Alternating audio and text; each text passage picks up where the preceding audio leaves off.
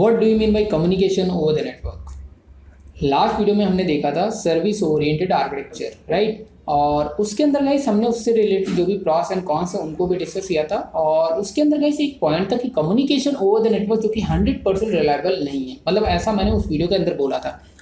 अब गाइस उसके अंदर मैंने बहुत ही कम शब्दों में उसके बारे में एक्सप्लेन किया था।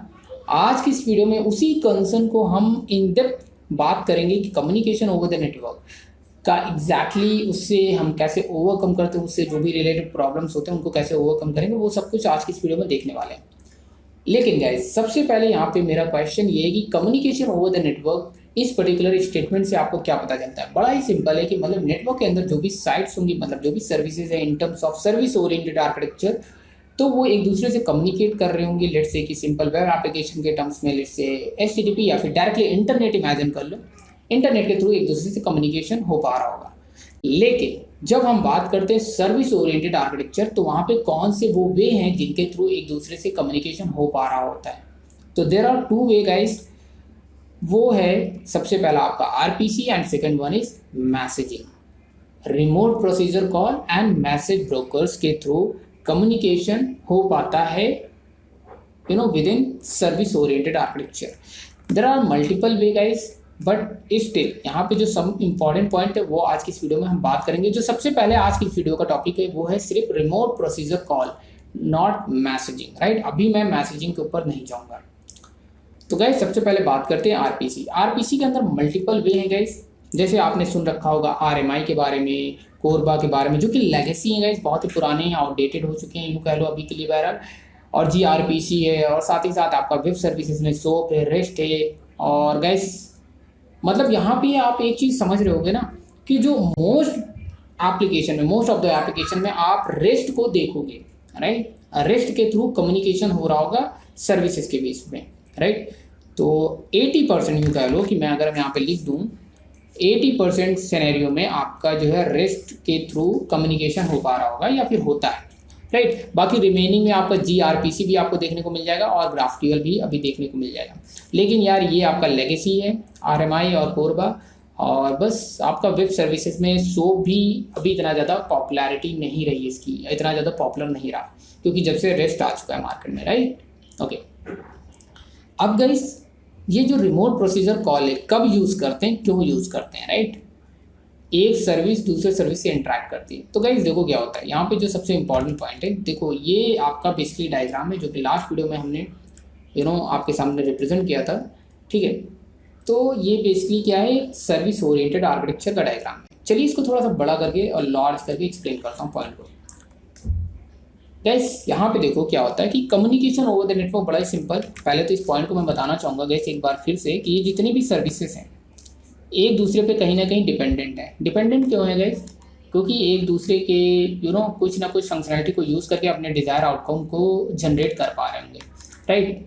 और वाया लेट्स से कि REST के थ्रू एक दूसरे से कनेक्टेड है। उसकी मेथड कोई भी हो, चाहे आपका REST हो, GraphQL हो या फिर gRPC हो, उससे कोई मतलब नहीं। मेथड डिफरेंट हो सकता है कम्युनिकेशन का एक सर्विस का दूसरे सर्विस से। तो गाइस अब यहाँ पे एक चीज़ समझना कि जब एक सर्विस लेट्स से कि ये सर्विस ने रिक्वेस्ट किया, अभी रिक्वेस्ट क्यों कर रहा है, क्योंकि मान लो ये एक सर्विस है और इस सर्विस के अंदर कुछ फीचर्स हैं और उन फीचर्स को कुछ ऐसी फंक्शनैलिटी की रिक्वायरमेंट है जो इस पर्टिकुलर फीचर्स इस सर्विस के अंदर अवेलेबल हैं।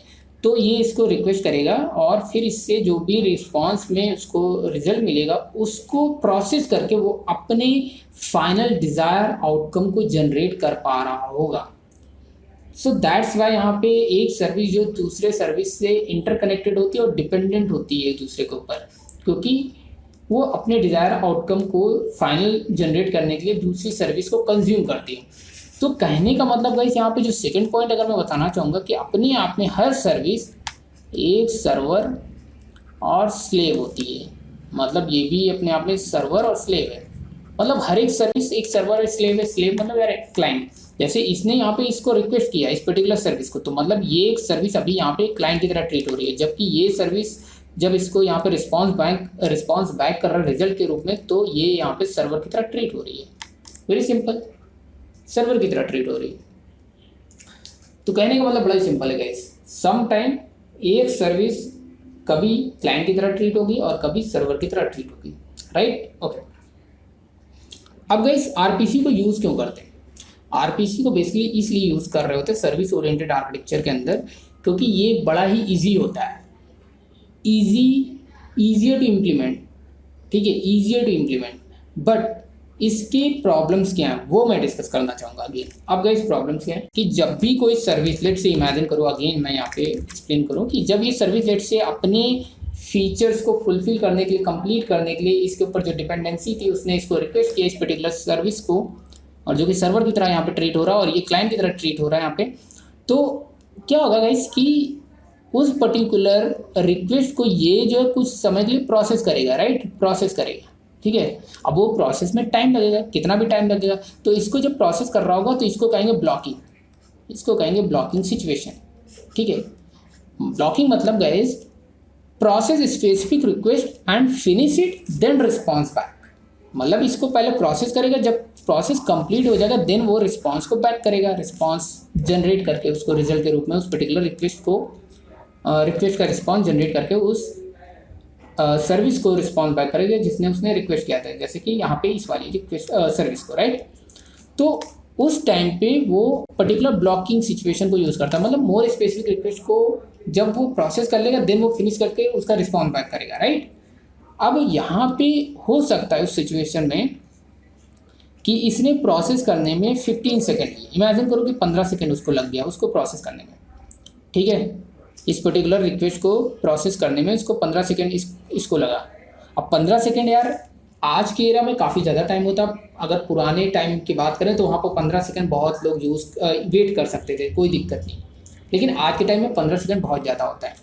तो 15 सेकेंड है या फिर इससे ज़्यादा टाइम जा रहा है और वो प्रोसेस करने में, तो ये एक तरह का रिस्पॉन्स के रूप में एग्जैक्टली आउटपुट ना जनरेट करके वो बेसिकली क्या है, एक टाइम आउट जनरेट करेगा, कहेगा भैया टाइम आउट, मतलब जो प्रोसेस रिक्वेस्ट को प्रोसेस करने का जो टाइम लिमिट है उसको टाइम आउट कर देगा, ठीक है। क्योंकि ज़्यादा देर तक यार क्योंकि वो स्पेसिफिक रिक्वेस्ट को ही एक टाइम पे टैकल कर रहा होगा और कोई दूसरी रिक्वेस्ट वहाँ पे करना चाहता है, तो यार इतनी देर तक तो टाइम देंगे नहीं एक रिक्वेस्ट को प्रोसेस करने के लिए, तो वो टाइम आउट करेगा, ठीक है।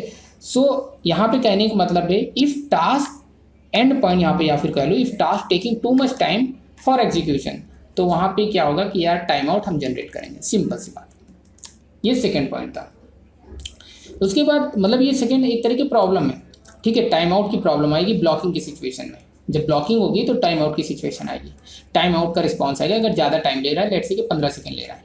दूसरा पॉइंट है गाइज, दूसरा पॉइंट है, मान लो कि इसके बीच में यहाँ पे मैं एक्सप्लेन कर दूँ कि मान लो कि ये एक रिक्वेस्ट है और ये एक सर्विस है, इसको बार बार कॉल कर रहा है हर 10 सेकेंड में या फिर हर 10 सेकेंड में, मान लो इमेजिन करो हर 10 सेकेंड में बार बार इस सर्विस को यूज़ कर रहा है, सेकेंड है नॉट ओके, सेकेंड में या फिर 5 सेकेंड में बार बार ये रिक्वेस्ट को यहाँ पे रिक्वेस्ट कर रहा है और उसको इससे रिस्पॉन्स ले रहा है। अभी देखो इसके केस में हो सकता है कि यार कभी कदार यहाँ पे रिक्वेस्ट और रिस्पॉन्स तो काम चला तो बात अलग है, लेकिन यहाँ पे क्या है कि हर 10 सेकेंड पे जो है रिक्वेस्ट कर रहा है ये और रिस्पॉन्स को मिल रहा है हर 10 सेकेंड में, ये साइकिल चल रही है। जैसे कि आपने क्रिकेट की एपीआई के बारे में आपने देखा होगा कि जब आप क्रिकेट का लाइव स्कोर देखते हो तो वहाँ पे हर 5 सेकेंड 10 सेकेंड में एपीआई हिट होती है और स्कोर अपडेट होकर आपको दिख रहा होता है आपकी एप्लीकेशन के अंदर, राइट। तो सिमिलरली गाइस अगर ऐसी सिचुएशन है कि same end point calling many times, तो ये एक तरह की प्रॉब्लम है और जिसकी वजह से इस सिनेरियो में हम आरपीसी को इम्प्लीमेंट नहीं करते हैं। ये सारे पॉइंट समझाने का सिर्फ मीनिंग यही है, हम आरपीसी को तभी इम्प्लीमेंट करते हैं, आरपीसी के अंदर जितने भी पॉइंट मैंने बताया हैं, जैसे कि आपका आरएमआई तो यूज़ ही नहीं करते हैं, कोरबा तो यूज़ ही नहीं करते हैं, जीआरपीसी या फिर ग्राफक्यूएल या फिर रेस्ट, अगर उसके अंदर ये वाली सिचुएशन नहीं है कि मतलब कि कोई एक टास्क जो कि लॉन्ग टास्क जो प्रोसेस होने में काफ़ी टाइम लग रहा है, लेट्स से कि 15 सेकेंड, तो हम आरपीसी के साथ नहीं जाएंगे। अगर कोई ऐसा एंड पॉइंट है जो मल्टीपल टाइम्स बार बार कॉल हो रहा है, हर 10 सेकेंड पे हर 5 सेकेंड में बार बार वही सेम एंड पॉइंट को हमें कंज्यूम करना है, इंटरेक्ट करना है, तो हम आरपीसी को नहीं यूज़ करेंगे, राइट। हाँ, इस सिचुएशन में हम एप्लीकेशन को हॉरिजेंटली स्केल करके इसको प्रॉब्लम को सॉल्व कर सकते हैं, लेकिन फिर भी वो कहीं ना कहीं हमें प्रॉब्लम देगा। और क्लाउड के टर्म्स में बात करें तो AWS और एजोर काइंड ऑफ सॉल्यूशन मिल जाता है, ठीक है।